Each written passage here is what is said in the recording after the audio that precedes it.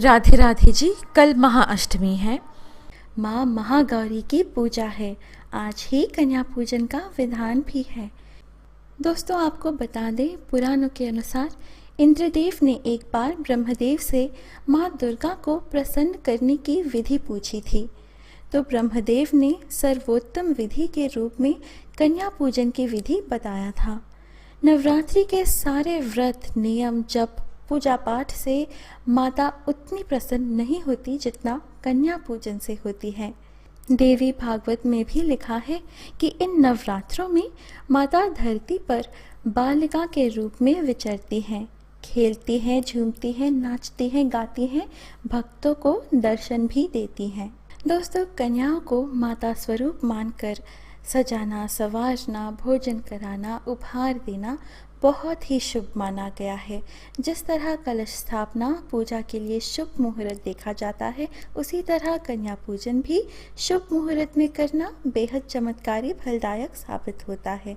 20 फरवरी को कन्या पूजन के लिए शुभ मुहूर्त भी अनुकूल समय दोपहर के भोजन के समय पड़ रहा है। दोपहर के 12 बजे से लेकर 1 बजे तक शुभ मुहूर्त है। दोस्तों, लोक प्रचलित मान्यता है कि 9 कन्याओं के उम्र के हिसाब से माता के आशीर्वाद प्राप्त होते हैं। जैसे कि 2 साल की कन्या के पूजन से दुख और दरिद्रता का नाश होता है। 3 साल की कन्या को पूजने से धन में वृद्धि होती है। 4 साल की कन्या को पूजने से परिवार का कल्याण होता है। 5 साल की कन्या पूजने से रोग से मुक्ति। 6 साल की कन्या पूजने से विद्या मिलती है।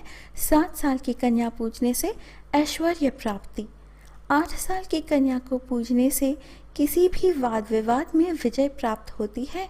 9 साल की कन्या को पूजने से शत्रुओं का नाश होता है तथा 10 साल की कन्या को पूजने से सभी मनोकामनाएं पूर्ण होती हैं।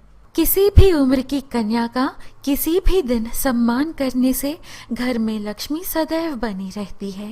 कन्या पूजन में 9 कन्याओं को आमंत्रण दिया जाता है। साथ ही 2 छोटे बालकों को भी आमंत्रण अवश्य दें। जिस तरह हम 9 कन्याओं को माता के 9 रूप यानी नव दुर्गा स्वरूप मानते हैं, उसी तरह इन 2 बालकों में से एक को हनुमान जी और एक को भटुक भैरव जी मानकर उनकी भी 9 कन्याओं के साथ ही पूजन किया जाएगा और भोजन कराया जाएगा। जब कन्याएं घर में प्रवेश करें तो घर के सभी सदस्य उनके स्वागत में माता के जयकारे लगाएं। जय माता दी, जोर से बोलो जय माता दी, प्यार से बोलो जय माता दी, शेरा वाली जय माता दी, मेरे घर आई है जय माता दी। फिर कन्याओं को आसन दें, बैठाएं, फिर उनके चरण धोएं। उनके चरणों पर अक्षत, पुष्प और कुमकुम अर्पण करें। चुनरी ओढ़े, माथे पर रौली और चावल का तिलक लगाएं और कलाई में कलावा बांधें। अब कन्याओं को खेलने दें, खुशी से नाचने गाने दें। जब कन्याएं इस तरह खुशी खुशी आपके घर खेलती हैं तो समझ लें माता आपसे बेहद प्रसन्न है। ये एक तरफ से संकेत ही है। फिर सभी बच्चों को बिठाएं और भोजन परोसें। भोजन में पूड़ी, हलवा और काले चने अवश्य बनाएं। पूड़ी केवल शुद्ध देसी घी में ही तलें। हलवे में केसर मिलाना अनिवार्य है और काले चने में हींग होना चाहिए। सभी बच्चों को प्यार और श्रद्धा से खिलाएं, किसी को भी टोके ना। इसके बाद कन्याओं के पैरों में महावर और हाथों में मेहंदी लगाने से ही कन्या पूजन संपन्न होता है। अब आप अपने सामर्थ्य अनुसार भेंट करें। भेंट में बच्चों की आवश्यकता मद्देनजर रखते हुए उपहार में फल दे सकते हैं, मिठाई दे सकते हैं, किताबें, खिलौने, नवीन वस्त्र दे सकते हैं। दक्षिणा के तौर पे पैसे भी दे सकते हैं। भक्तों, दुर्गा सप्तशती में स्वयं माँ दुर्गा के वचन हैं कि केवल ज्ञान से ही मोक्ष के द्वार खुलते हैं। यही बात हमें सभी पुराणों में, सभी धर्म ग्रंथों में भी मिलता है। जो व्यक्ति विद्या का दान करता है उसके पुत्र पौत्रादि सभी विद्वान होते हैं और वह स्वयं भी अगले जन्म में बहुत विद्यावान होता है। विद्या दान ही सर्वश्रेष्ठ दान है।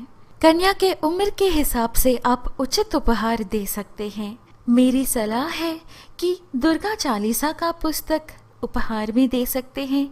इसमें सरल हिंदी भाषा में देवी का संपूर्ण महात्म्य कथा बताया जाता है। आज शनिवार है तो हनुमान चालीसा भी भेंट कर सकते हैं। यह दोनों भी बच्चों को बुरी शक्तियों से बचाए रखते हैं। आप रविवार को नवमी तिथि को कन्या पूजन मना रहे हैं तो भगवत गीता भेंट में दे सकते हैं। बच्चों के लिए खासकर भगवत गीता सरल शब्दों में भी उपलब्ध है। धार्मिक पुस्तक हमें आसानी से मंदिरों में मिल जाता है और रेलवे स्टेशन के बुक स्टोर्स पर भी यह आसानी से मिल जाते हैं। बच्चों को आसानी से समझ में आए और उन्हें रोचक भी लगे, इसलिए अमर चित्र कथा और चंदा मामा जैसे पुस्तक भी उन्हें भेंट कर सकते हैं। ज्ञान ऐसी चीज है जो कभी भी क्षीण नहीं होती। आप एक लाल वस्त्र या लाल चुनरी भी ले सकते हैं। इसमें आप जो भेंट में दे रहे हैं वह पुस्तक रखकर उस पर थोड़ी सी रोली और चावल रखें और माता के सामने समक्ष रखकर प्रार्थना करें कि हे माँ, मेरे घर पधारे कन्याओं में मैं आपका झलक पाता हूँ। उनकी सेवा और पूजा मैंने दिल से आपको प्रसन्न करने के लिए किया है। मेरे और मेरे परिवार के तरफ से यह पुस्तक उन्हें उपहार के तौर पर दे रहा हूँ। आपका आशीर्वाद सदा बनी रहे। इस प्रकार प्रार्थना कर इसी वस्त्र में एक काजल की डिब्बी, क्योंकि आज शनिवार है और काजल सुहाग की सामग्री भी है जो माता को चढ़ाया जाता है और यह काजल बच्चों को बुरी नज़र से बचाए रखता है।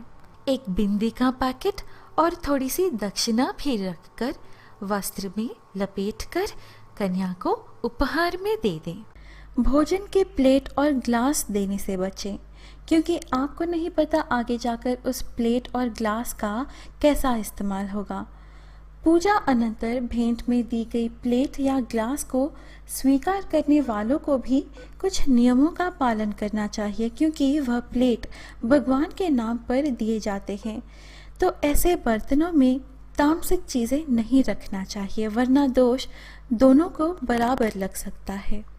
यदि इतना ध्यान नहीं रख सकते तो प्लेट ग्लास देना ही नहीं चाहिए। विदाई के वक्त बटुक भैरव बाबा जी की जयकारे लगाते हुए विदा करें। विदाई के बाद आपको उसी जगह अपना व्रत खोलना होगा जहां कन्याओं ने भोजन ग्रहण किया हो सकता है कन्या पूजन के बाद घर थोड़ा सा बिखर जाए, पर झाड़ू नहीं लगाना चाहिए, चाहे तो कपड़े से साफ कर लें। कन्या पूजन के तुरंत बाद नहाए ना, वरना कहा जाता है कि सारे व्रत का पूजन का फल पानी में धुल जाता है। भक्तों, आशा है आपको आज की हमारी यह प्रस्तुति अच्छी लगी। जय माता दी लिखकर इस वीडियो को लाइक करना ना भूलें और यदि आपने अभी तक हमारे चैनल को सब्सक्राइब नहीं किया है तो अभी सब्सक्राइब कर हमसे बने रहिएगा। अनुमति दीजिए, फिर मिलेंगे अगली वीडियो में। जय माता दी।